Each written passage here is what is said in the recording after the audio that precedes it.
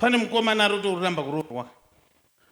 Ndinoda but mari yarida kundibvisira ishoma, doti iwedzerwe.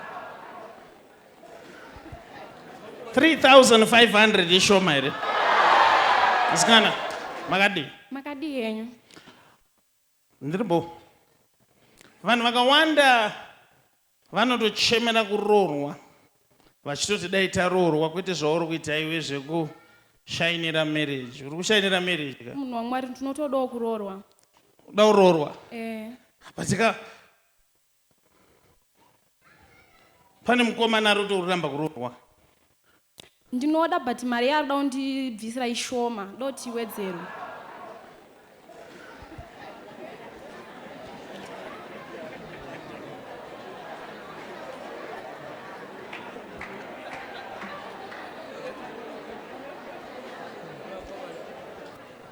$3,500 ishoma here.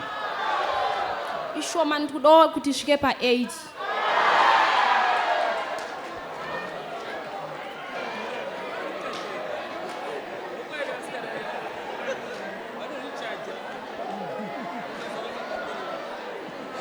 Chechi yazviramba.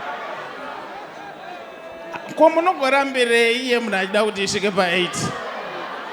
Listen my sister, don't listen to this ones. Vanongotaura zviro zvavo zvokupenga. Siyana nawo. Sei uri kuda kuti isvike pa8? Ndiri mhandara ndakazvichengetedza. Wavaona vanhu havaite vakuombera futi.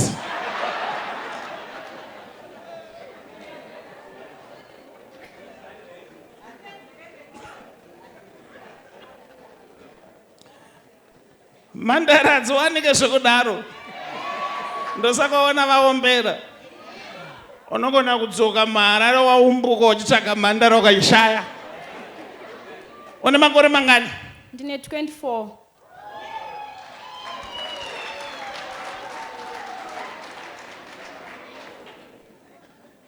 Vanhu havana kwavava. Even zvakadaro mwanangu, ndoda kuti uteerere zviri kutaura Jehovha. Chokwadi munhu waMwari. Enda unobvisirwa iripo iyoyo. Nekuti zvakutokunetsa ndo anotonzi ma-spiritual husbands. Unogona kunge uri mhandara but ukanyanya kuomesera munhu anogona kuzoitsvaga 8 agokuroora but agokutukira futi izvozvo wamumba. Ini ndinoti nyaya dzekuroorana inyaya yerudo.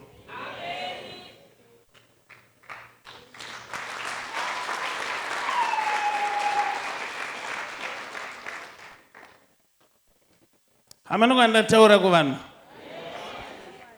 Mudzimba mwanangu. Mari dzakagarirwa namai vari pano.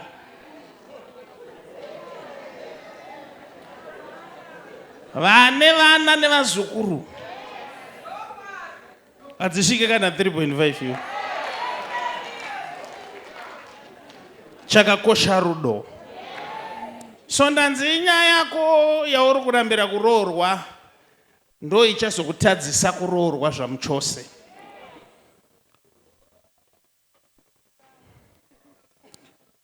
Wakagona wakazvichengetedza. Nokuti ndiri kukonfirma umhandara wako. Isati konfirme zvekudaro. Sure. But still hazviite kuti uti 3.5 ishoma. Amariri kunetsa. Shoma iyoyo ngaiwe anozopedzisa muri mese. Amen. Dikon. Itai kuti mhandara igare kwamuri ikoko. Enda unogara kuna dikon. Mumuchengetedze pasasvike kana vakomana vanozouba. Remaoko.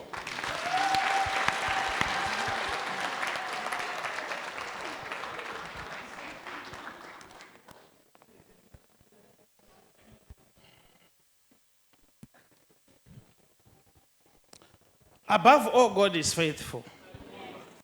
Ndosaka mjona Mwari akazoita kuti zvimwe zvinhu zvisaoneke. Imagine dai waita ukarara nemunhu oiswa kamagi panapa. Vamwe mungadai mazara nemuhuro.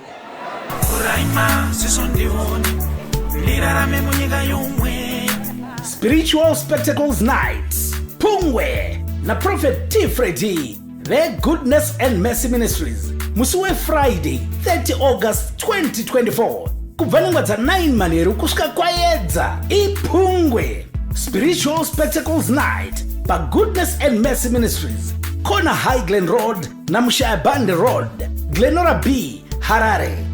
Mudzana kuti munhu wese ari kukokwa kuSpiritual Spectacles Night, Friday 30 August 2024.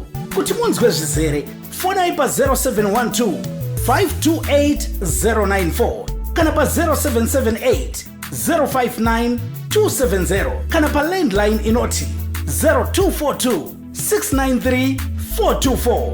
Prophet T Freddy vanoti hazvibvumidzwe kuti paitike chinhu chisina kumbobvira chakaprofitwa.